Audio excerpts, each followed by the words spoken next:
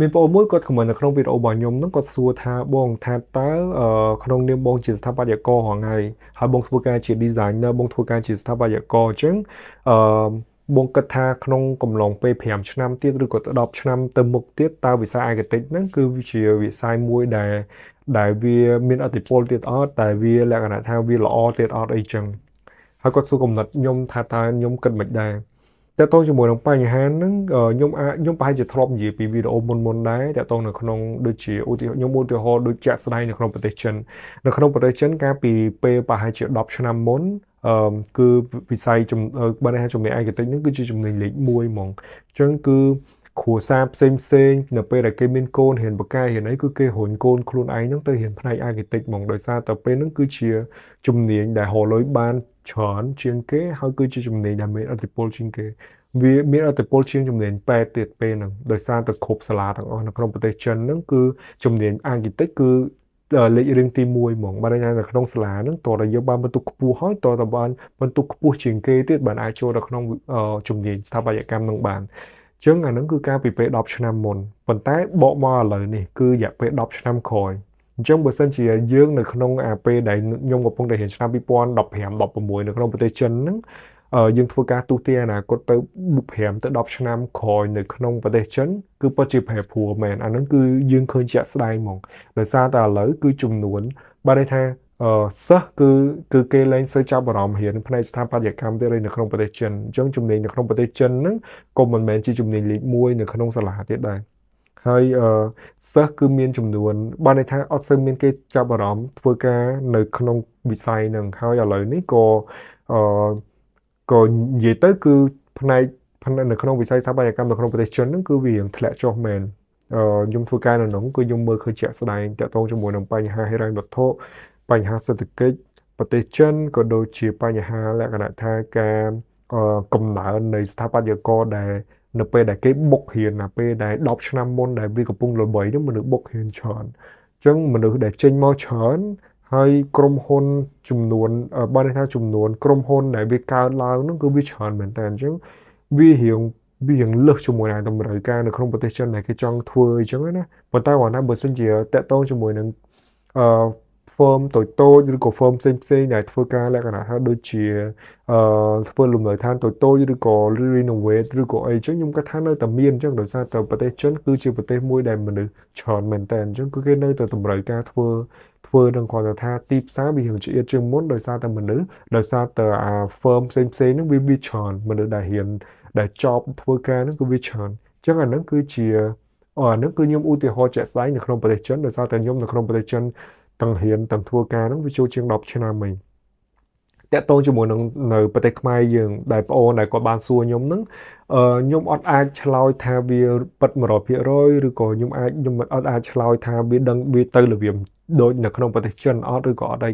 ឬក៏មិនទេដោយសារតែទី1ប្រទេសយើងគឺជាប្រទេសកំពុងអភិវឌ្ឍអញ្ចឹងភាគច្រើនគឺឯកទេសគឺគេចាប់អារម្មណ៍ទៅលើប្រទេសដែលកំពុងតែអភិវឌ្ឍដូចប្រទេសយើងអញ្ចឹងដោយសារតែ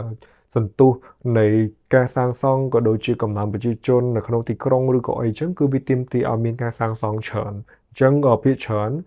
អឺដូចខ្ញុំឥឡូវចឹងគឺខ្ញុំធ្វើការនៅក្នុងក្រុមហ៊ុននៅនេះមែនគឺនៅពេលដែលមិត្តភ័ក្ដិខ្ញុំគាត់សួរគាត់អីថា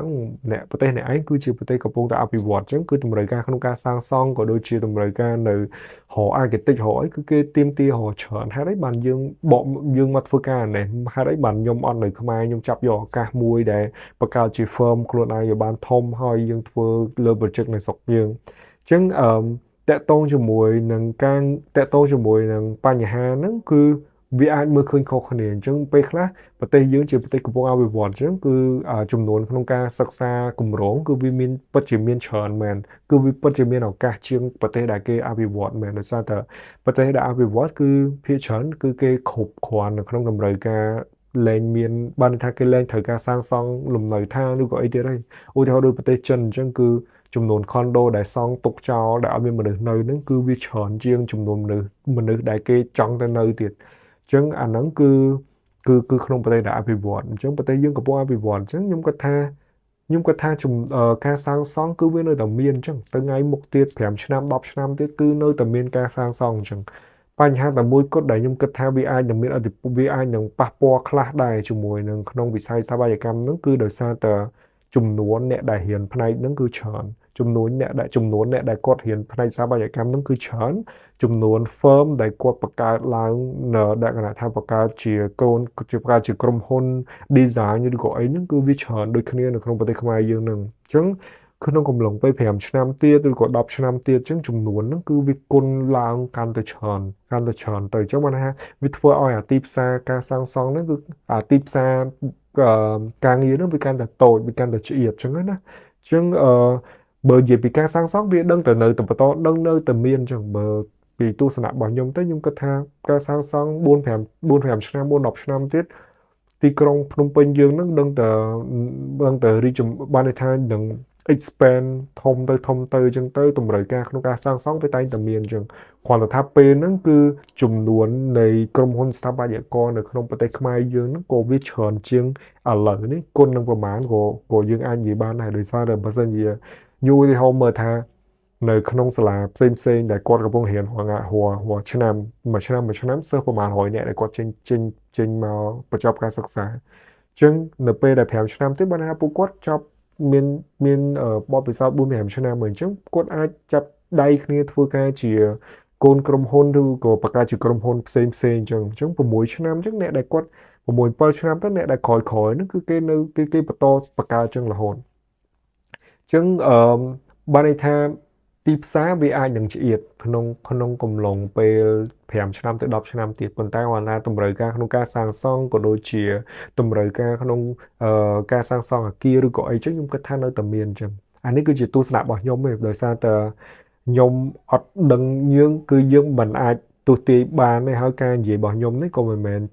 ធ្វើឲ្យអ្នកបងប្អូនដែលគាត់ឬជាពិសេសបងប្អូនដែលគាត់បានសួរខ្ញុំហ្នឹងធ្វើឲ្យគាត់លែងចង់រៀនផ្នែកហ្នឹងឬក៏អីចឹងខ្ញុំអត់អាចនិយាយទៅធ្វើឲ្យគាត់មាននេះមិនបានន័យថាការគិតផ្លាស់ប្ដូរមិនទេប៉ុន្តែគាត់ថានេះគឺវាជាអឺបទពិសោធន៍មួយក៏ដូចជាការយល់ឃើញរបស់ខ្ញុំមួយដែលខ្ញុំធ្លាប់ធ្វើការនៅក្នុងប្រទេសចិនក៏ដូចជាធ្លាប់ឃើញពីស្ថានភាពជាក់ស្ដែងនៅក្នុងប្រទេសចិនហើយខ្ញុំគិតថាបើសិនជាយើងពិតជាស្រឡាញ់នៅក្នុងជំនាញស្ថាបត្យកម្មហ្នឹងអឺ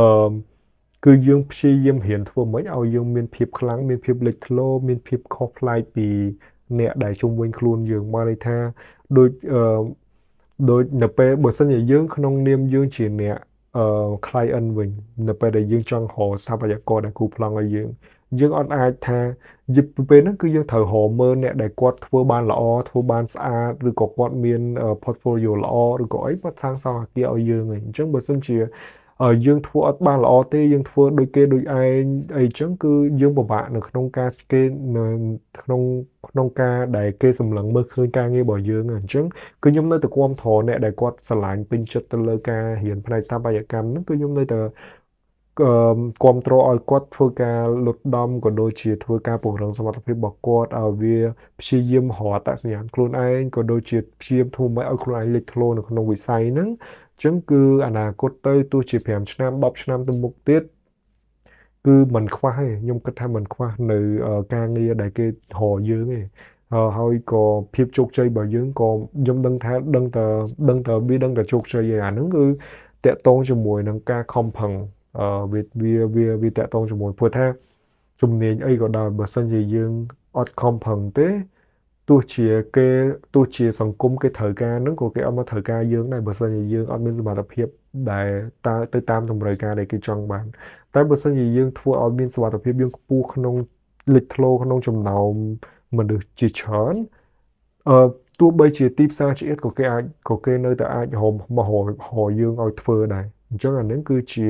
ទស្សនៈតូចមួយពីខ្ញុំដែលខ្ញុំធ្លាប់មានបទពិសោធន៍ធ្វើការនៅក្នុងក្រុមហ៊ុនផ្សេងនៅខាងក្រៅឬក៏អីចឹងហើយក៏មិនប្រកាសថាធំត្រូវ100%ដែរនេះគឺគ្រាន់តែជា idea មួយពីខ្ញុំទៅនឹងនៅក្នុងវីដេអូហ្នឹងគឺមានតែប៉ុណ្្នឹង